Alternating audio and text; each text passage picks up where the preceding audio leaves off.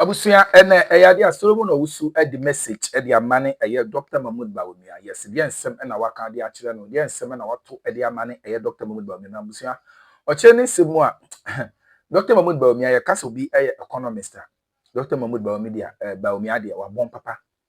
Yes. Na Dr. Mahmoud Bawumia ba abonta ya na oka nsem bi se obi ani NDC mu obetumi ade ne ho ade atoto ono eye Dr. Mahmoud Bawumia eba eye economic eye management ono ene ye number 1 bienu a owo NDC mo betumi ede no ho ede atoto na we na ma eye Solomon Owusu aba beto nsem ede amane eye Dr. Mahmoud Bawumia na ye beka ya beto bia se Zimbabwe allegedly omo economy no e down ema eye Dr. Mahmoud Bawumia ene tumi e revive ede ma omo nene Solomon Owusu ede ho nsem ede atudua na expose ya wa ye wo ho no enye easy na busia na de better nsem na waka nsem ha da so ye be media je che mo de ase be subscribe be like na ya bo aso ahia for person be ete no anya bi ete ye cha mo de ntie nkoma eye Solomon Owusu wadi ene nsem a wato ede amane eye the MPP eye flag bearer for eye election 2028 Dr. Mahmoud Bawumia e masesia ye das Obia Ekufuado me was Santa Maria na mi jina njemba ana ze monim de dia me de ora Bawumia ba sidi na ye hata obi na mi jina ne nchempe ro kasa asem oba ye monyo no ba Bawumia de o de ko Zimbabwe ko gu o me kono me mu chesi na o di me ka ba Akroma esa se wan yi obi sika na so to aba do ko manu a wo tu mi so frɛ no busa no question se openie ana so mamie oba ye o hye bo se obe ebisira na ho djumye to be the greatest mistake se Ghana for be ma ho kwan se owura Bawumia ma beli de o djumi 2020. However, the tenure has to be moved from 4 years to 5 years. I mean, Senna, in truth, tell me what it will do. That additional 1 year, what at all is it going to do in terms of our governance structure? If you are prepared as a candidate, I believe that before you sign up to be the president of the land, you must be prepared right from that day so that you are clear in your mind the plan that you want to govern with. Number 2, the people that you really want to govern with, so that it's not as though you come into government or you are elected as president, then there that you begin to think about who should be your education minister, who should be your agric minister, who should be your finance minister, before you have voted for, you have all this. And that would rather make your life very comfortable within the 4 years. If you have somebody who is not focused, you can give him 10 years and can take him up to 2 years before he settles on those that you govern with. So that provision, I am not one of those that are in favor. Again, they said we should reduce the age limit from 40 years to 30 years. So once again, these are not the core matters, but be that as it may, with the dynamics happening in our world of governance, we can also take on board some of these recommendations. But they make an interesting recommendation, which for me goes to the core or the foundation of whether or not our democracy will survive, which is proportional representation. And I'm not too sure, and I don't know why the Constitutional Review Committee is not making much noise about this provision. And I don't also understand why parties that are classified as smaller parties are not making as much noise that is supposed to be. Because when you read that recommendation carefully, it is to take care of smaller parties and other interested groups like women and the youth. So what it does is that, like what happens in the South African Parliament, that representation in Parliament will be according to the votes or percentages that you garner during elections. So that this business of continuously staying with a two-party system that is not serving the interests of this country very well would be defeated, and that you will begin to have representation from smaller parties in quotes be in Parliament and add their rich ideas, values, principles to our democratic dispensation. So I believe that that recommendation that they provided, they said that a study group has to be formed. I'm not too sure that that study group has been formed, so that they form it early enough to solicit views as to how to make it workable. So I agree with them. Now, there is also an interesting development in terms of the role that they expect the National Planning Development Commission to be playing in terms of our developmental agenda. Now, they make the proposal that the Constitution must be reviewed so that any bill that goes to Parliament must have a memorandum from the National Planning Commission indicating that indeed that bill aligns with the national agenda of the country. I think it's something that we have to consider. But what has been happening in this country is that we seem not to have a national agenda. And so a political party, by extension, someone wins an election, comes and just like it happened with the SS system. One government came, he said, look, 3 years was not good, it was pushed to 4 years. Another person came and said, look, 4 years was too much, let's bring it back to 3 years. So we were not having a common position on a very simple matter as to the length of time that someone must spend at the secondary level. So this time around, they are proposing, which I also share in their view, that our bills sent to Parliament must align with the national planning, the national development planning, to ensure consistency. And I believe that is something that we need to take a serious look at it. Now, they also make proposals, if you go to our electoral commission, that instead of having about the commissioner plus 2 deputies and 4 others, they believe that, look, the 4 others is not good enough. I mean, the commissioner and 2 deputies are enough to be able to deal with the myriad of problems I have. And I agree with them. You see, one of the problems, and you and I understand that election 2024, we were saved by some grace. It was not as though the electoral commission did a yeoman job, a beautiful job that assured us of the peace that we are enjoying today. People were ready to pounce. I saw what happened at the Okakwe Central, Patrick Bawumia's place. That was the first time I saw that a group of people were ready to fight. Why? Because right from the processes leading to the selection of commissioners of that commission, that body, the element of mistrust has been, as it were, introduced into the system. I mean, Senator, why would anybody sit down, and here I'm talking about the president of the day, Nana Akufo-Addo, sit down and look straight into the faces of the Ghanaian and say that a body that is supposed to be neutral, an independent body like the Electoral Commission of this country, you would nominate as a commissioner to that body a known NPP communicator. I'm sure you have heard of Dr. Peter Piahin. It happened in this country. At least when I was in the NPP, I was communicating with Peter Piahin. Now you want to assure the public that everything that commission will be doing will be fair to all sides. Then to create the impression in the minds of the people that it's truly an independent body, you must be the last person to go and nominate someone who is a known member of your political party. And as if that was not enough, remember Hajia Salima Tijani. I mean, obviously the wife of TB Damba, who was Ghana's former ambassador to Saudi Arabia, a member of the New Patriotic. You can't send that person to the Electoral Commission and still want the people of this country to believe that indeed it's a neutral body, especially coming from the back of the history of the Electoral Commission itself, when before the days of 1968 the Ministry of Local Government was responsible for our elections, and which was one of the reasons why the coup makers cited as being the reason for the overthrow of Dr. Kwame Nkrumah. And to that extent, we needed to establish an independent body to organize free, fair and honest elections in this country. So the proposal that they are making is to settle on a commissioner, 2 deputies, and make sure that they are truly independent. Indeed, this time around, instead of the president being the one that will be nominating the electoral commissioner, they want the Council of State to take that lead and do the search for this country.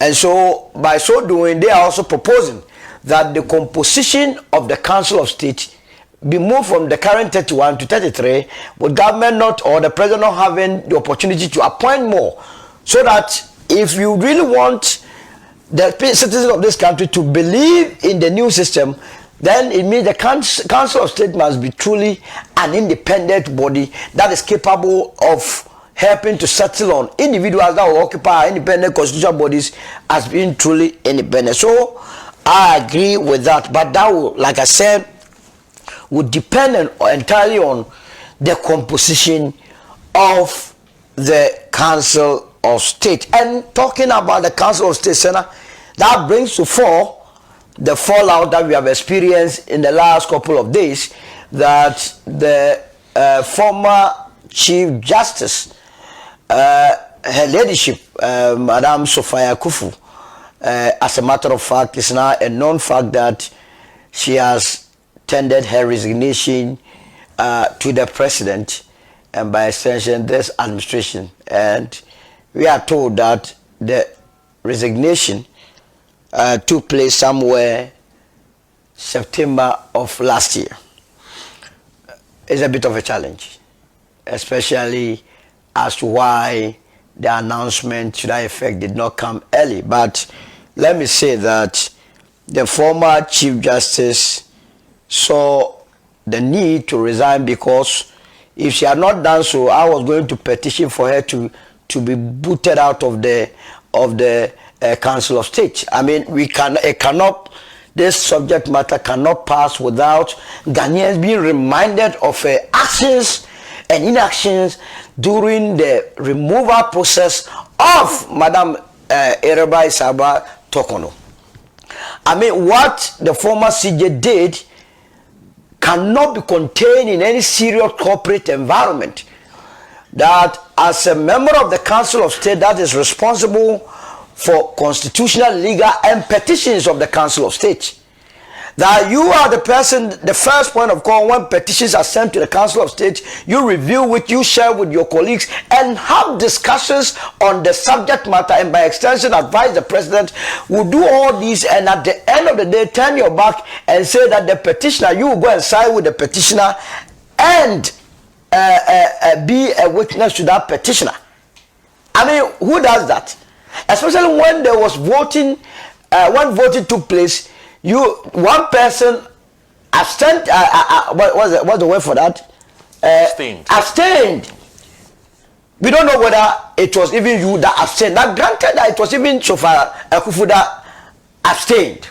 I mean, Senator, abstinence does not mean that you do not agree with what took place. It's one of two. Either you agreed but you did not want to offend the person that was affected in that occasion. Remember, the person that was on trial, or that who had been petitioned to be removed, was the Chief Justice. And she, as a former Chief Justice, maybe thought that, look, yes, I agree with the petition, but to go and vote that it will be removed would also be problematic, so let me abstain. Again, the person that was being petitioned to be removed was a woman, or is a woman. She is also a woman. So the affirmative action also takes place there. Again, both of them attended the same old school. That will also create problems. So I'm abstaining. Because if indeed the former Chief Justice believed that what was going on was wrong, I believe that she would have been better served, she would have better served the people of this country by voting no to it, so that posterity will record that and say that when it came to matters to remove the former Chief Justice Tokono, there was a member of the Council of State by name Sophia Kufu who stood up and said no.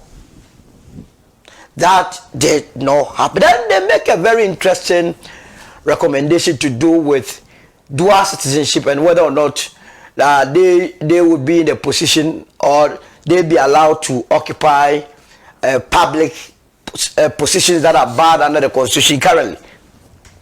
And this is where, Senator, initially I was for this idea, but recent developments, Senator, is giving me a totally different view, and I believe that the Constitutional Review Committee must, in as much as they want to implement this, and those that will be implemented this proposal, they must take a second look at it. And I'm saying this because of what our brother, our father, our grandfather, a staunch member of the New Patriotic Party and the former finance minister, Ken Ofori-Atta, has done in recent months. We were sitting out somewhere when the former finance minister, Ken Ofori-Atta, sought permission from the former chief of staff, Madam Fmr. Now, on that occasion, the former finance minister asked permission to go and seek medical attention. So, in all intents and purposes, he was traveling to go and have some medical checkup. So later on, we were told by the Immigration and Custom Enforcement of the United States that they have arrested the former finance minister in his cozy apartment in Washington and thrown into considering we'll be coming to that topic. Abusia of family no na no so a ocean the rest of us subscribe now like on share the Amarfonso and send to me. Do not forget to click on the notification button. Any update about Drobiano also answer able to me Akroma for family no and simply na equals to good. I couldn't go to some no console or family no so. Bigness. I am okay. So it's part of the talk. Yes. Background, that's why. Yeah. So let me just scratch on the face. But what I'm saying is that recommendation to allow people with dual citizenship must come with some caveat.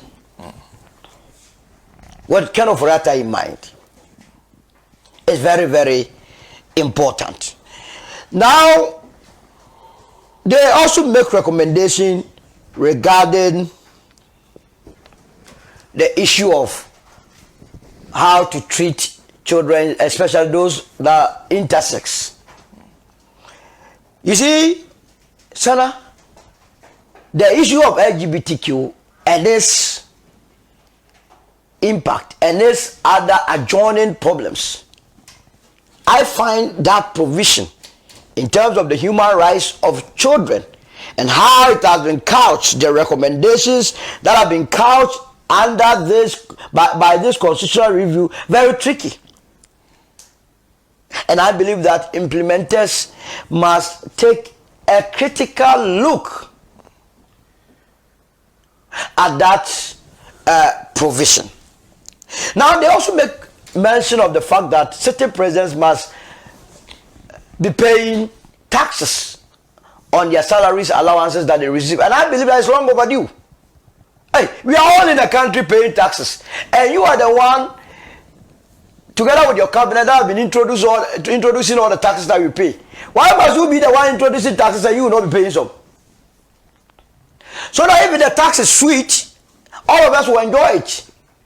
If it is bitter, all of us would enjoy it. So once again, I believe strongly that presidents, as citizens of this country, we call them the number one gentleman. The number one gentleman or the number one lady must be lady enough, must be gentle enough to make sure that he or she contributes his or her quota to national development by way of paying taxes.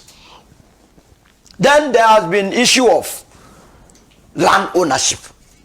I mean, the way and manner various presidents of this country has been abusing public lands is mind-boggling. Because your constitution under Article 257 clearly vests the lands that we have in the president.